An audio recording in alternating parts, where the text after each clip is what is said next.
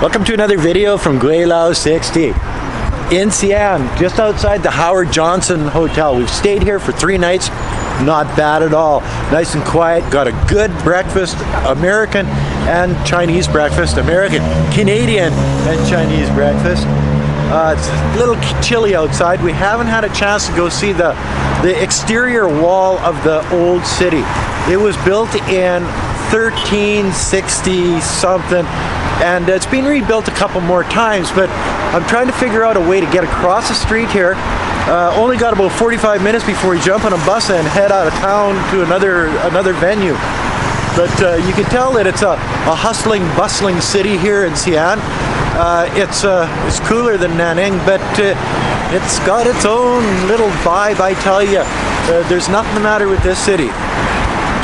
Drier. I noticed it's a lot drier here but then Nanning is subtropical, so yeah.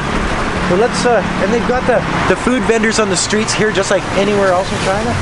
Boy, it should be a cold morning for those people, let me tell you. I'm going to turn around and give you a little bit of a long distance look at the wall across the street here. That's one thing. With the Howard Johnson, you're right across the street from the exterior wall. We're just outside the wall here. You can see the ramparts. Those are the areas with the little building on top of it that sort of stick out this way. That's the outside of the wall. So this wall goes around the inner old city of Xi'an. As I walk across the street with me and all my buddies and girlfriends here, a lot of people wearing masks this morning. Maybe it's because there's a Gweilo in here. Ooh, baby. I wasn't looking at that young girl. My goodness, cute as a button. Well, to get over to the wall area, I think I'm gonna have to go all the way down to the end of the block, around and up. I'm not sure whether it's better to take pictures here, because if you get over there in the bottom, I'm not gonna get onto the top of the wall today, because you've got to go to actually one of the corners, or actually not one of the corners, but one of the openings in the wall. They got a north, south, east, west. There's only four ways inside, and then you can get up on the wall from the inside. Makes sense, eh? Because it's to protect the city back in the olden days. So I'm not going to do that. I'm going to be out here. But you can see the ramparts, and this is what they call a rampart up here, and it's an area that juts out from the main wall, and they're every 120 meters. And the reason why they're every 120 meters is if one of the bad guys was trying to crawl up the wall, they can shoot them off the wall within 60 meters with a bow and arrow. Yeah, okay. So if he's 80 meters over, the guy on this rampart over here would shoot him off the wall. If he was 40 meters from this one, this guy would shoot him off the wall.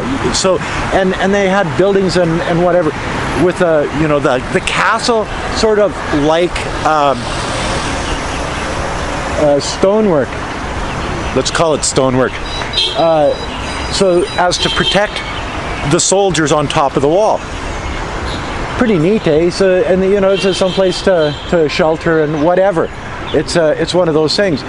This particular wall, well, it looks in pretty good shape for something that's 700 years old ish.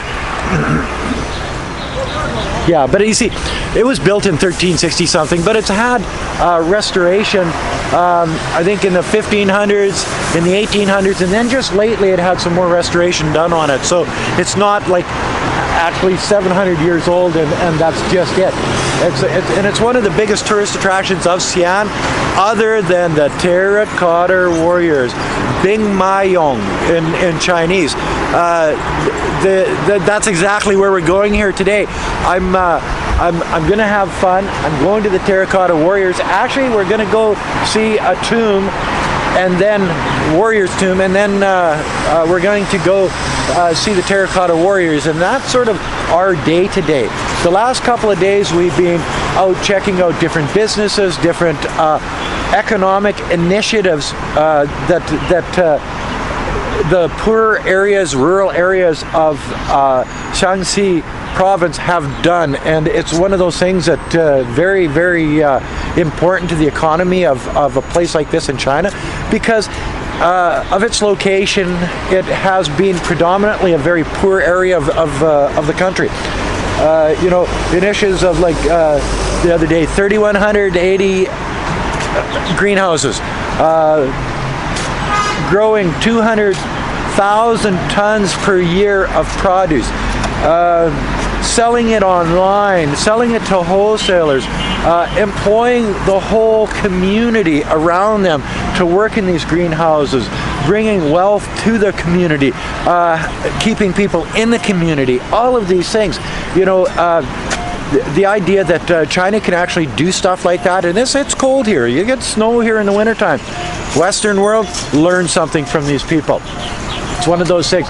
You see, over there, they're doing a restoration on one of the corner sort of units. You can see it. So restoration on this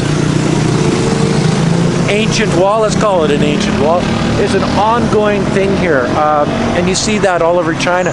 They restore things rather than tearing them down, unless it's the ghetto and they build nice new high-rises and whatever. So this is the wall around the old Xi'an.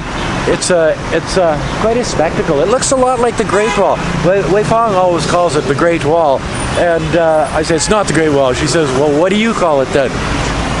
She has a point, because we've been at the Great Wall in Beijing back in, I don't even remember, and it looks a lot like this, except for the ramparts on every 120 meters. We've been given good hospitality here in Xi'an. We've gone to a government ceremony. We've gone to see a number of different attractions and businesses and stuff here in Xi'an, and it's been an actually nice trip. But as I said before, we're on our way out of the city. We will be back, I think, on our last day, because we fly out of Xi'an back to Nanning on November the 6th. It's the 4th today, so we still got another couple of days to cruise around this beautiful province and check out new exciting things. So stay tuned. But you see, the idea of the history, you know, you've got on one side, you've got modern hotels.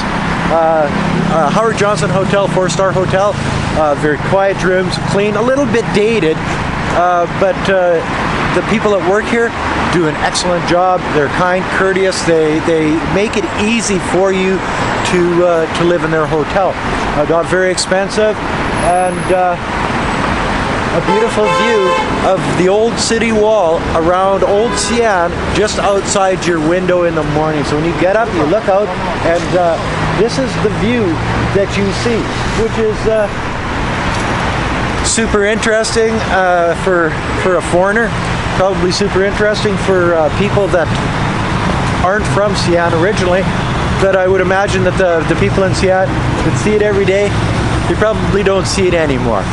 Anyway, that's another video from Gweilo 60. The morning of November the 4th, waiting for the results from the American election. It's like the first polls have just closed here about a half an hour ago.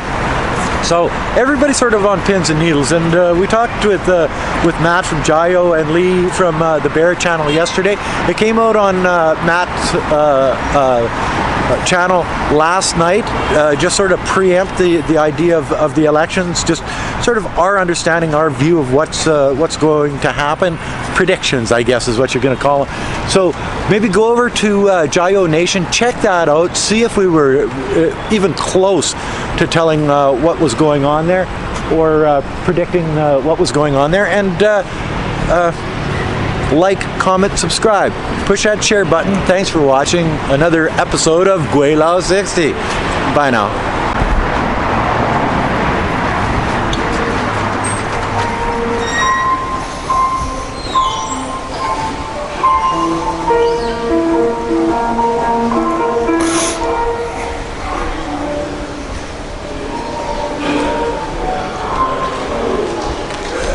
Yeah.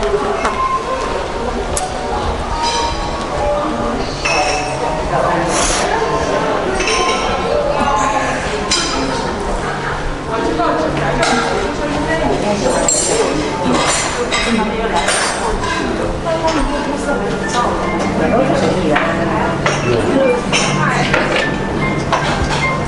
Yeah, for me, it was okay. Okay.